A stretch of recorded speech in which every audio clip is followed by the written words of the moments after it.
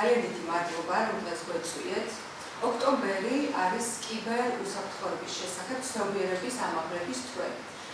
პირველ რიგში ამ ეს მნიშვნელობაზე მინდა რომ ვკითხოთ და შემდეგ უკვე სხვა საკითხებზე გადავიდეთ. მოგესალმებით, მივესალმებით თქვენს მაყურებელს. მადლობა მოწვევისთვის და ძალიან მიხარია, რომ მუდმივად და რეგულარულად კიბერუსაფრთხოების საკითხებს უთმობთ დროს.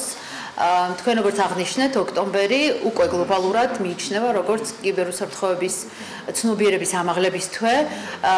ბევრს ალბათ აინტერესებს, რატომ ოქტომბერი და საიდან წამოვიდა ეს იდეა.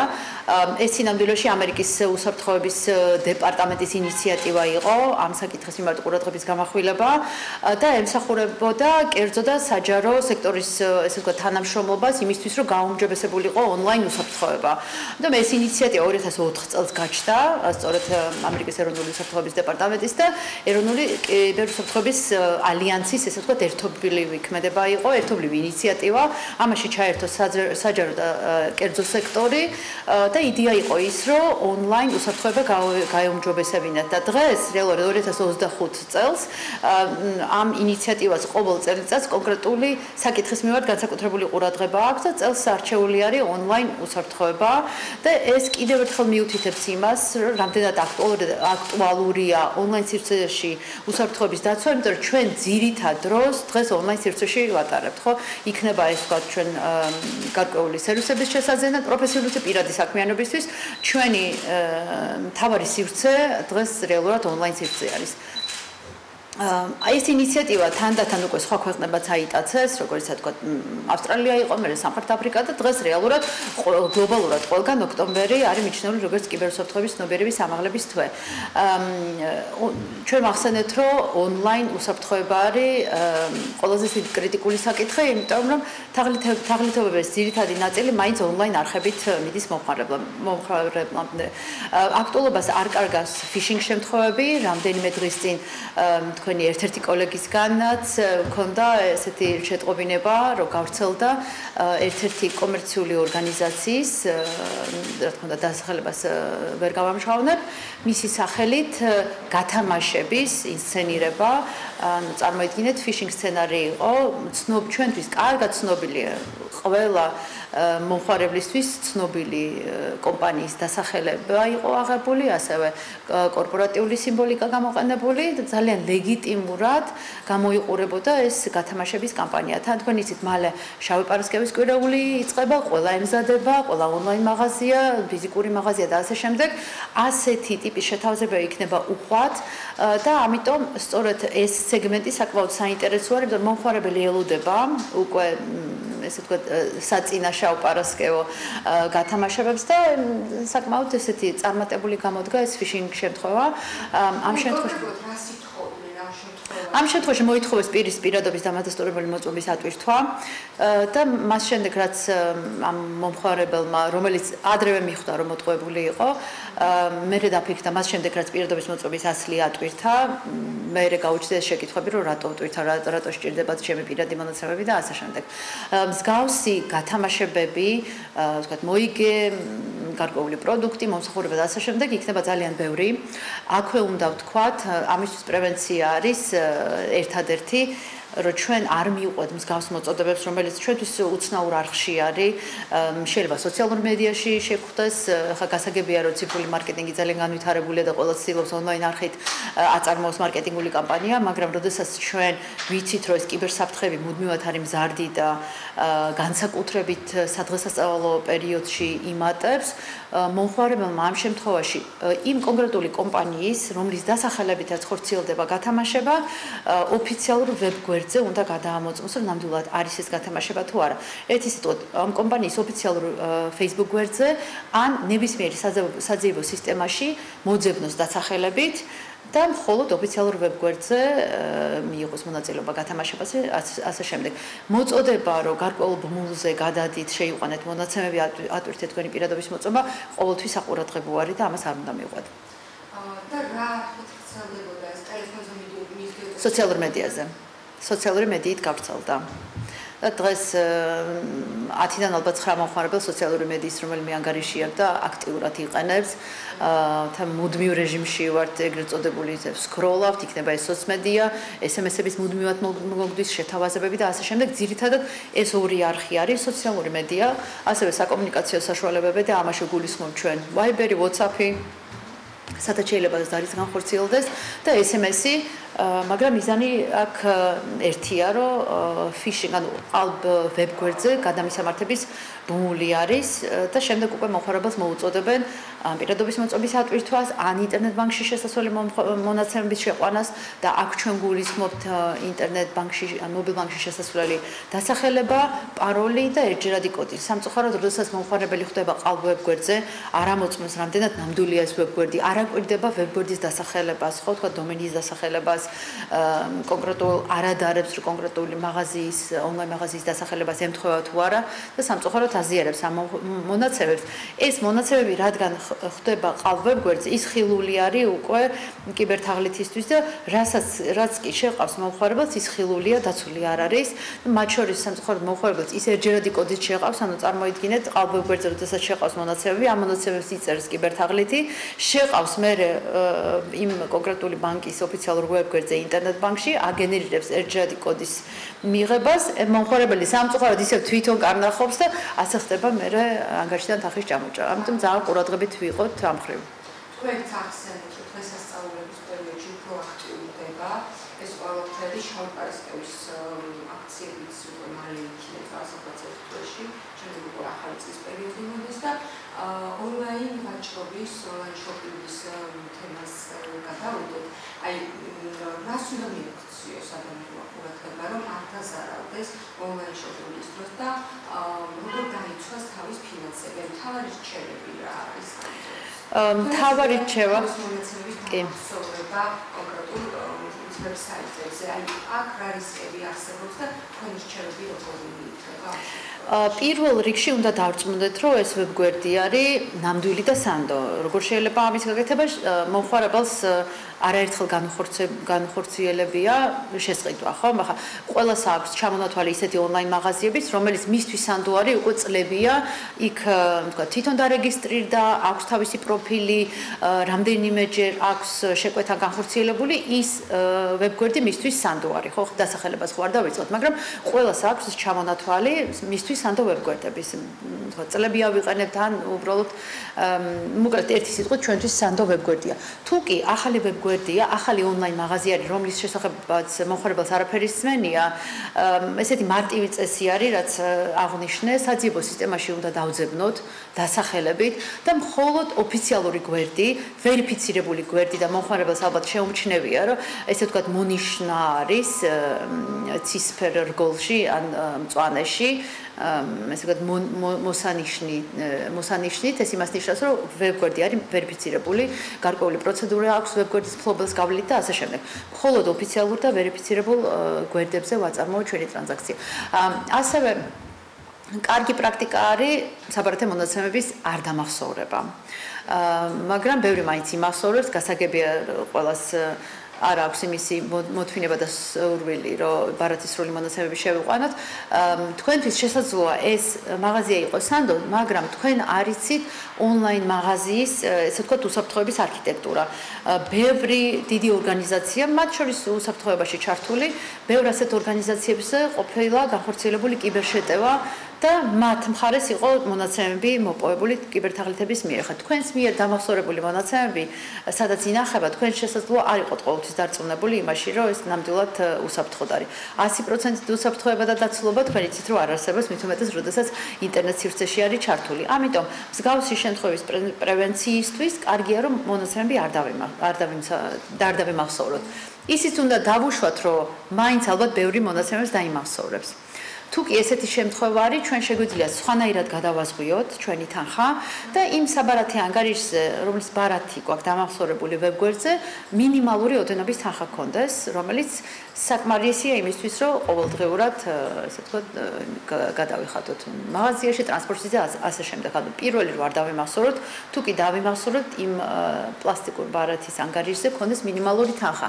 იმ შემთხვევაში, თუ იმ ონლაინ მაღაზიაზე, სადაც ეს საბარათე მონაცემები არის შენახული, შენახული. განხორციელდა კიბერშეტევა და მონაცემების გაჟონვა მოხდა. თქვენი ზიანი იქნება მხოლოდ ის მცირე თანხა და არა ვთქვათ ის თვის დანაზოგი, წლის დანაზოგი, სამწუხაროდ ადამიანები მაინც აბარათი ანგარიშზე დიდ თანხას ინახავენ და როგორც წესი, უნდა შევიმუშაოთ ყველამ ესეთი წესი, რომ დანაზოგი ქონდეს ისეთ ანგარიშზე, რომელზეც პლასტიკური ბარათი არ არის მიბმული. ასევე მინდა გკითხოთ ღია Wi-Fi-სთან დაკავშირებით.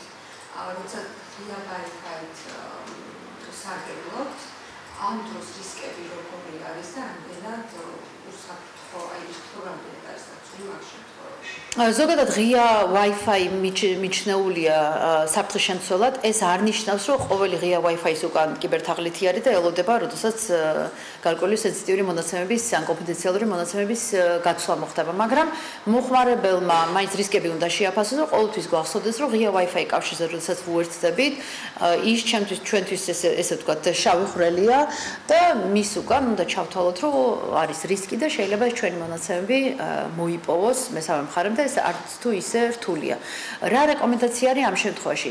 ფინანსური ტრანზაქცია, მობილ ბანკში შესვლა, ინტერნეტ ბანკში შესვლა, ონლაინ ტრანზაქციის განხორციელება, სადაც ჩვენ შეგვყავს საბარათე მონაცემები, ესეთი ოპერაციების დროს ღია Wi-Fi კავშირი არ გამოვიყენოთ. თუ აუცილებელია ონლაინ შესყიდვა, აუცილებლად მობილურ დატას, ეგრეთ წოდებულ მობილურ დატას საკუთარ ინტერნეტს ვიყენებთ ამ შემთხვევაში. ასევე კარგი პრაქტიკა არის ღია Wi-Fi კავშირი არ დავიმახსოვროთ, თქვენ იცით, რომ ბევრ ტელეფონს გააჩნია მის ფუნქცია, რომ Wi-Fi კავშირს ვიმახსოვროთ და ეს არის მუდმივად, როდესაც თქვენ იმ სივრცეში ხვდებით, სადაც ღია Wi-Fi კავშირია და ერთხელ დამახსოვრებული გაქვთ, ყოველ შესვლაზე ავტომატურად უკავშირდებით თქვენ და გახსოვდეთ, რომ დაუცველ Wi-Fi კავშირზე ხართ მიერთებული. ამიტომაც კარგი პრაქტიკა არის, რომ შევწყვიტოთ ღია Wi-Fi კავშირის გამოყენება, როდესაც არ გვესაჭიროება. ეს არის ესეთი მარტივი რჩევა გვახსოვდეს. ასევე ძალიან მარტივი არის ღია Wi-Fi, ესე ვთქვათ, ცდომის წერტილის დაყენება და შესაძლოა კარგად ცნობილი საჯარო სივრცის დასახელებით კიბერთაღლითმა შექმნას Wi-Fi დაკავშირების წერტილი, თქვენ დაუკავშირდეთ, შეიყვანეთ ეს მონაცემები, რაც ვახსენეთ და ის ხილული იქნება მესამე მხარისთვის. ამიტომ ძალიან ფრთხილად ვიყოთ ხოლმე ფინანსური ტრანზაქცია ღია Wi-Fi კავშირზე არ განვახორციელოთ. თუ კი გვიწევს ამის გაკეთება, კარგი პრაქტიკა არის VPN აპლიკაციის დაყენება მობილურზე. დღეს რეალურად არსებობს ხელმისაწვდომია ზოგან შეგვიძლია უფასოდად ვისარგებლოთ.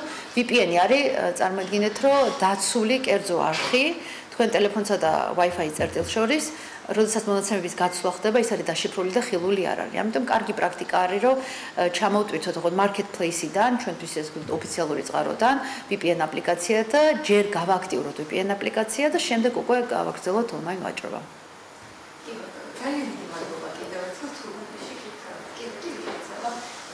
აი ახსენეთ, რომ სოციალურ გამოსვლები ეწოდება ქართულში სისტემებად ძალიან საკმაოდ აქტუალურია. ამაზე დაყრდნობით შეგვიძლია ვთქვათ, რომ საჭიროების მიხედვით სწრაფად არიზრდება ცნობიერება კიბერუსაფრთხოებასთან დაკავშირებით. რა მონაცემები გვაქვს ამ მიმართულებით, გაზრდილია თუ არა გასულ წლებთან შედარებით და კიბერასამუშავების განტარებას აპირებთ, ესე ვთქვათ, რომ აღმოჩნდა სულ ეფექტურად ეს პრობლემა.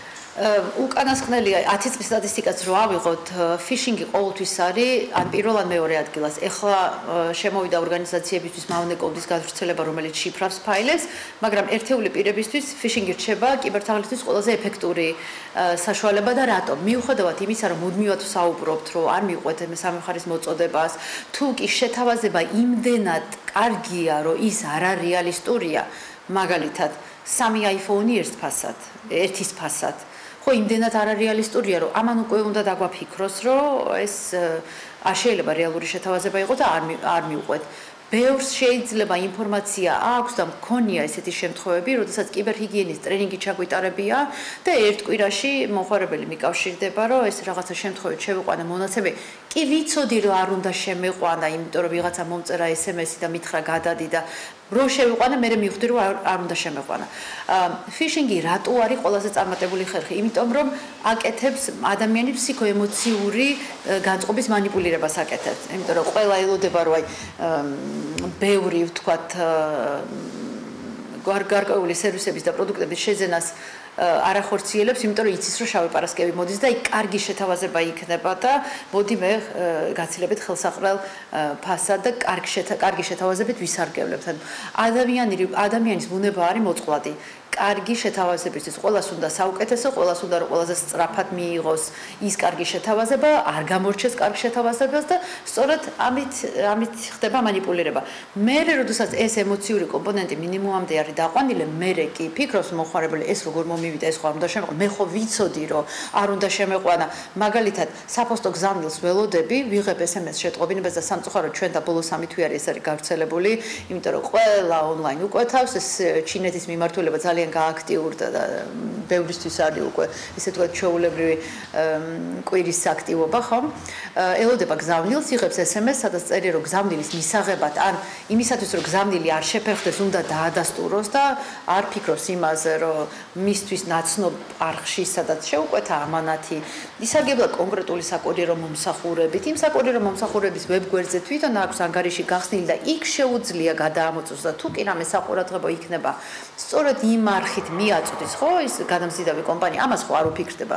იმიტომ რომ აი სწორად ის სწრაფად მოწოდება, რომ სწრაფად შევიდეს რაღაცა დაადასტუროს, რომ რამე არ მოხდეს, რამეს არ გამორჩეს.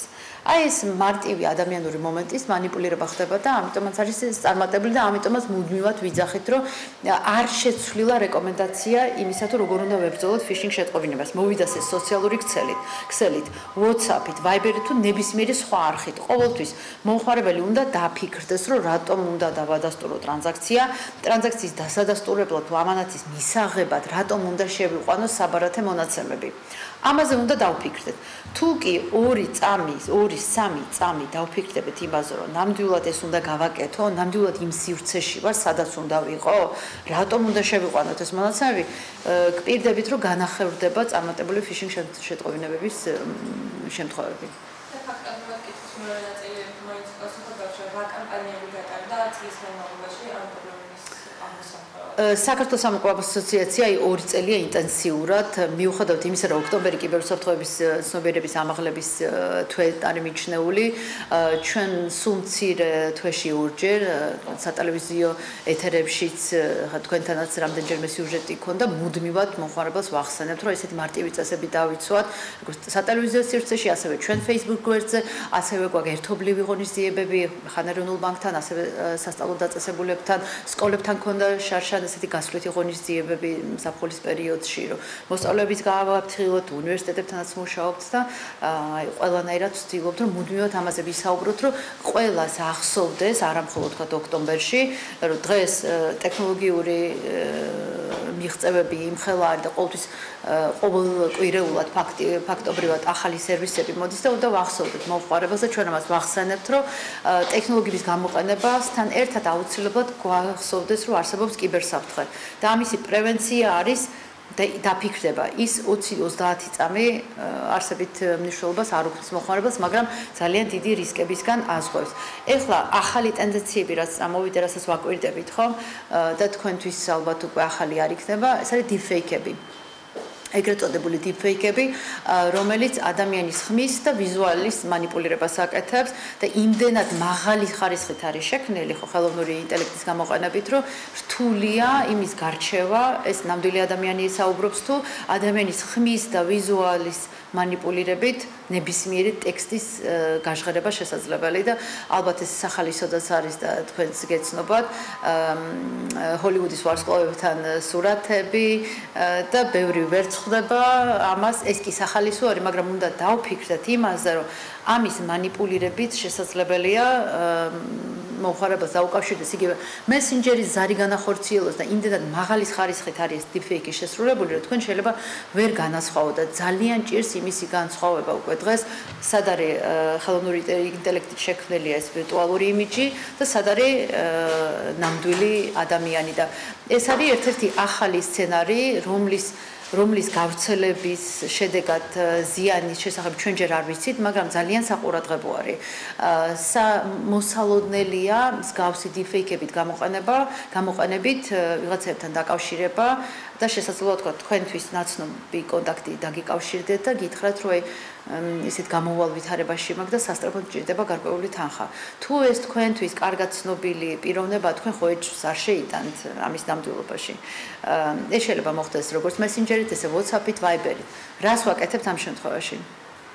ინდუსტრიაში ჯერჯერობით მხოლოდ ერთი ხერხი არის ამის გადასამოწმებლად და საბრძოლველად, ესე ვთქვათ, და ესეთი ტერმინი მოიფიქრეს კიბერუსაფრთხოების სპეციალისტებმა, ესე ვთქვათ, თავაზიანი პარანოია, ეს ახალი ტერმინი გაჩნდა, რას ნიშნავს, რომ თუ კი ჩვენ ჩვენთვის გვიკავშირდება ჩვენთვის კარგად ცნობილი ადამიანი, რომლის ესე ვთქვათ, ან ზარში ან პიროვნებაში ეჭვი არ შეგვაქვს, მაგრამ იმდენად უცნაური არის მისი თხოვნა, რომელიც ვთქვათ მის ქცევას არ ასახავს და ძალიან უცნაურია. თუ კი ეჭვი შეგვეპარა და ამ შემთხვევაში გვეუბნებიან რომ ინტუიციას მიენდეთ და თუ კი უცნაურად ჟღერს, ეს ზარი გაწყვეტეთ, გადმოგირეკავ 2 წუთში, უკავშირდებით თქვენთვის ნაცნობ კონტაქტზე და ეუბნებით რომ სცენარი ისე რომ გავითამაშოთ, ვერ გესაუბრებ, მითხარი რა პრობლემა გაქვს, რით შემიძლია დაგეხმაროთ და იქ მიხვდებით რომ არ ყოფილა.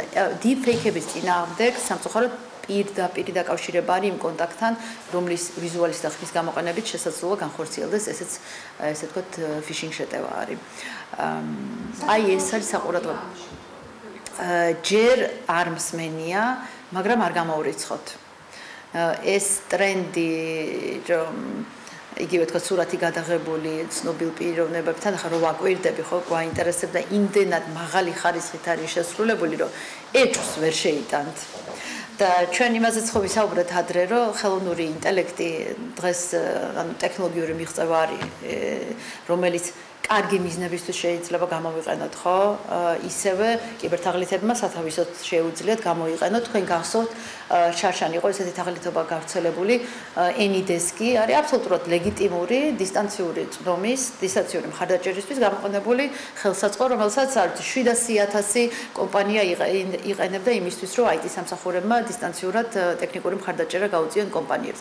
ეს ლეგიტიმური და კარგი ხელსაწყო თაღლითებმა გამოიყენეს იმისთვის, რომ თქო საბროკერო მომსახურებას თავაზობდნენ და თუ ვინმე ანგარიშს ვერ ხსნიდა, ესენი ამ ხელსაწყოს ჩამოტვირთისკენ მოუწოდებდნენ და შემდეგ უკვე შედიოდნენ მოწყობილობას და აბსოლუტურად ყველაფერი იყო მისაწვდომი. მობილ ბანკის აპლიკაცია და ყველა აპლიკაცია კი რაც კი ტელეფონზე იყო დაყენებული. ამიტომ უნდა გვახსოვდეს, რომ ეს საჯაროდ მისაწვდომი სიკეთე და ტექნოლოგიური მიღწევა შეიძლება მავნე და უარყოფითი მიზნებისთვის იყოს გამოყენებული. აი ეს რეალობა არის დღეს და ამისი გარკვევა მხოლოდ ესე ვთქვათ საღი აზროვნებით, ცოტა სკეპტიციზმით და ის რაც ვახსენე ვთქვათ ძლილობიანი პარანოია ზოგჯერ რაღაცა დოზით უნდა გამოვიყენოთ.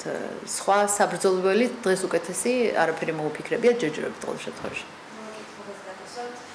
ყველაზე ხშირად რა სეგმენტის რა საკის მსხვერპლი ყავს ეს ამისი სტატისტიკა არ არის, მაგრამ მსხვერპლის შესახებ ინფორმაციას რო ვიძიებ, ნებისმიერი პროფესიის, ნებისმიერი ასაკის, ნებისმიერი განათლების დონის მქონეს შეიძლება ეს ამ სატყვარას მიყვეს. მე ვახსენე თავში, თქო, რამდენიმე თქვენმა კოლეგამაც დამირეკა, მათ ახლობელს მოუვიდათ და ხშირად გვესმის ეს რომ არა, კი ვიცოდი ესე არ უნდა გამაკეთებინა, მაგრამ დაღლილი ვიყავი, არ ველოდებოდი, შეკვეთა მქონდა და ეს დამემართა. სკოლის მოსწავლესაც შეიძლება დაემართოს, სტუდენტსაც, როგორც ვახსენე, ნებისმიერი ყველა არის მოწყვლადი. ამ სფეროში მომუშავესაც შეიძლება მსგავსი შემთხვევა დაემართოს და იმდენად კარგად იყოს და პროფესიონალურად გაკეთებული ეს სატყუარა მიყვეს. თან თქვენ გაითვალისწინეთ, რომ ძალიან ბევრს აქვს ღიად სოციალური ქსელები, ხომ? აქტივობას აფიქსირებენ, ვინც ადადის რომელ ადგილმდებარეობაზე არის.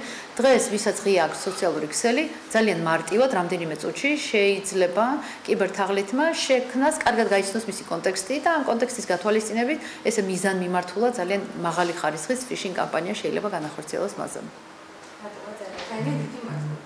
მადლობა თქვენ და უსაფრთხო წინა შავი პარასკევის და შემდეგ საყიდლებსაც ვუსურვებ თქვენს მსმენელს და მაყურებელს. მადლობა.